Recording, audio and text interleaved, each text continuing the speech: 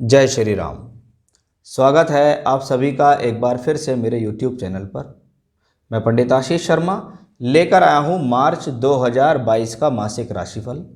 आज के इस वीडियो में हम बात करेंगे कि सिंह राशि वालों के लिए यह महीना कैसा रहने वाला। आपकी कुंडली में चंद्रमा सिंह राशि में है या आपका बोलता नाम सिंह राशि के आधार पर है, तो यह गोचरीय व्यवस्था आपको महीने किस प्रकार से हेल्प करने वाली है उसके बारे में हम विस्तार से चर्चा करेंगे।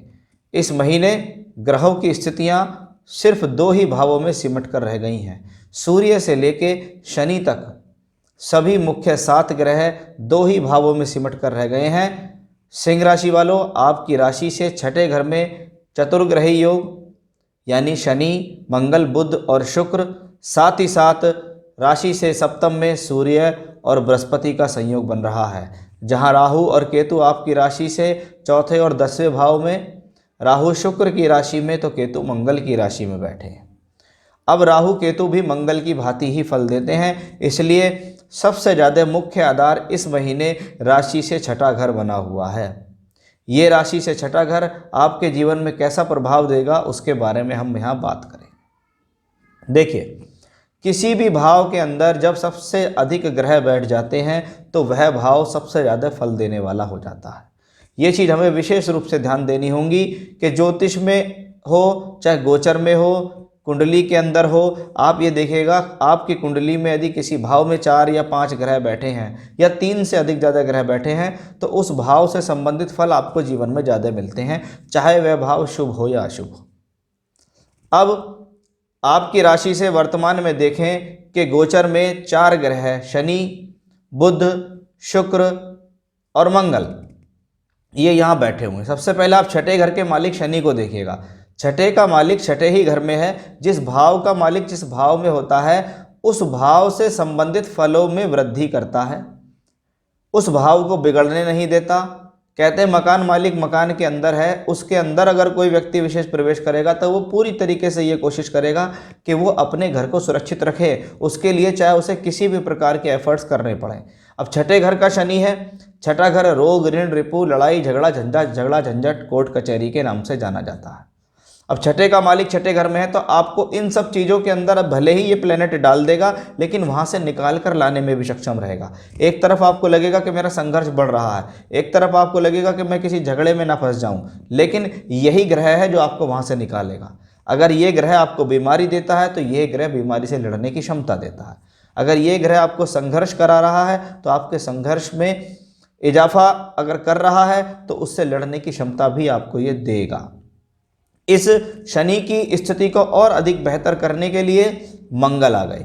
अब मंगल जैसा ग्रह अगर उच्च का होकर छठे भाव में हो तो जितने भी विवाद आपके जीवन में चल रहे हैं, कोर्ट कचहरी, झगड़ा झंझट, परेशानी, दुविधाएं, उन सबको अकेला सॉल्व करेगा ये मंगल। क्योंकि अभी तक आपके पास सिर्फ धैर्य था, लेकिन धैर्य के साथ साथ अब आपके अंदर जोश और साहस भी आ गया।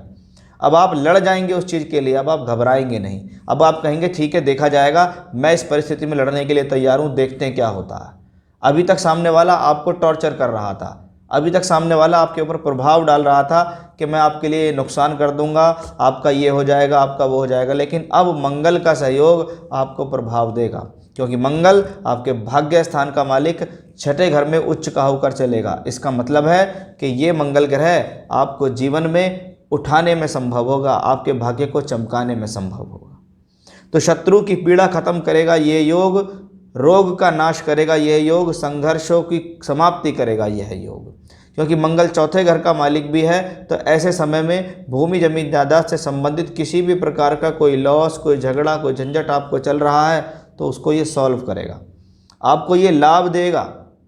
क्योंकि ये योग कारक मंगल है, आपकी राशि से केंद्र त्रिकोण दोनों के फल दे रहा है और छठे घर में उच्च का होकर चल रहा है। अब इसके साथ एक धन योग बनाने वाला ग्रह बुध। बुध आपकी राशि से 2 धन भावों का मालिक है, जिन दोनों ही भावों से आपको धन मिलता है। वो कहाँ गया? छठे घर में गया। लाभ प्राप्ति में संकट आ रहे हैं, लाभ अड़चन में आ रहे हैं, लाभ कहीं ना कहीं फंसा हुआ है। ऐसा लगता है कि आज पेमेंट मिलेगी, कल पेमेंट मिलेगी, ऐसा लगता है कि बस बड़ा लाभ हाथ में आने वाला है, कब खबर आ जाए, कब काम होगा। तो ये एक धनयोग बना और ये धन योग जब बुध के साथ बना, शनि मंगल ने बनाया, तो भले ही प्लेनेट छठे घर में हो लेकिन अपॉर्चुनिटी आपके लिए तैयार है। इस महीने आपको ग्रहों की स्थितियाँ आपके कार्य क्षेत्र में सभी तौर पे भरपूर फल देंगी और धन देंगी, क्योंकि इनके साथ में शुक्र भी है। और शुक्र आपकी राशि से दशम ही नहीं है, आपका कर्म स्थान कार्य क्षेत्र ही नहीं है, आपके वो कर्म भी हैं जो आप रोज़मर्रा की ज़िंदगी में करते हो।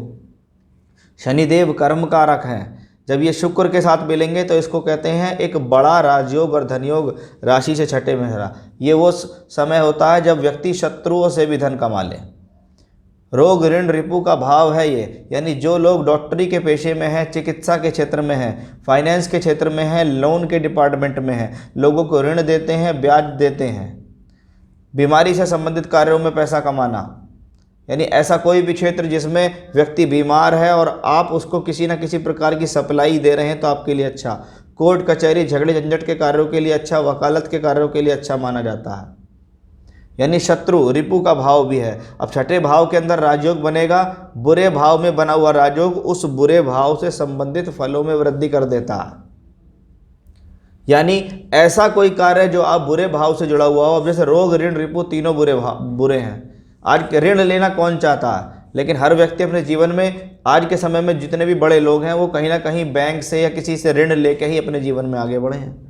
तो उस लिहाज से ये कॉम्बिनेशन अच्छा है कि रोग ऋण और रिपु तीनों ही योग अपने आप में एक बेटर कंडीशन में साफ तौर पर दिखाई दे रहे हैं। तो उस प्रकार की स्थिति आपके जीवन में फलित है, बेहतर है, इसमें कोई भी संदेह नहीं है।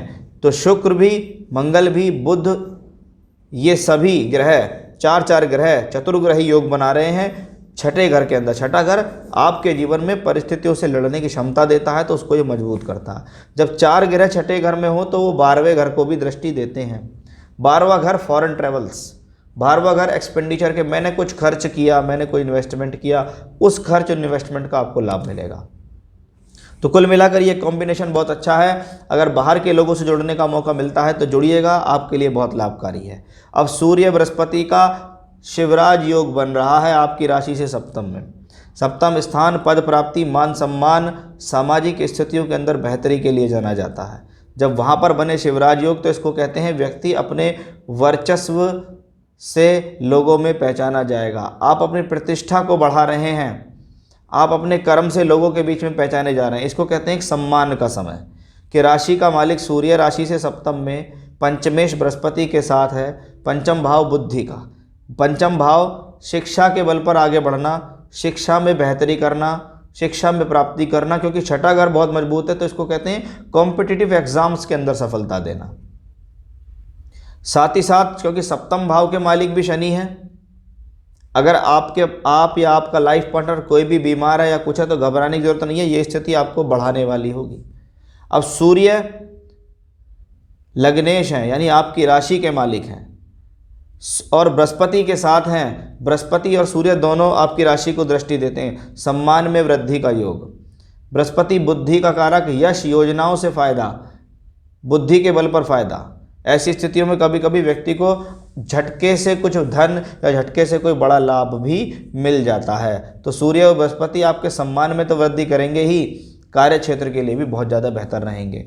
राहु शुक्र की राशि में, केतु मंगल की राशि में, और ये मंगल शुक्र फिर से छठे घर के अंदर राजयोग बना रहे हैं। इसका मतलब ग्रह भले ही राशि से छठे सप्तम में हो, लेकिन आपके लिए कुछ बड़ी योजना लेकर आ रहे हैं। अब इसके अंदर एक चीज़ ध्यान रखनी है कि शुक्र आपकी राशि से तीसरे का मालिक भी है, शनि आपकी राशि से छठे का मालिक भी है।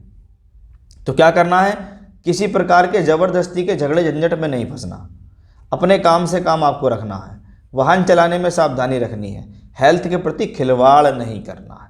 तो इन चीज़ों का आपको विशेष ध्यान रखना होगा। इस महीने होली का पर्व भी है और होली का पर्व ईश्वर से मैं प्रार्थना करूंगा माता होलिका आपके ऊपर अपने कृपा बरसा के रखें और आपके जीवन में अच्छे अच्छे रंगों को भर दें। तो ये महीना आपके लिए समृद्धि लाएगा, ग्रहों की स्थितियाँ इसी प्रकार से कह रही हैं। तो ये था मेरा आज का विषय। फिर से नए विषय के साथ आपके सामने हाजिर होऊंगा मैं। तब तक के लिए बने रहिएगा मेरे साथ। जय श्री राम।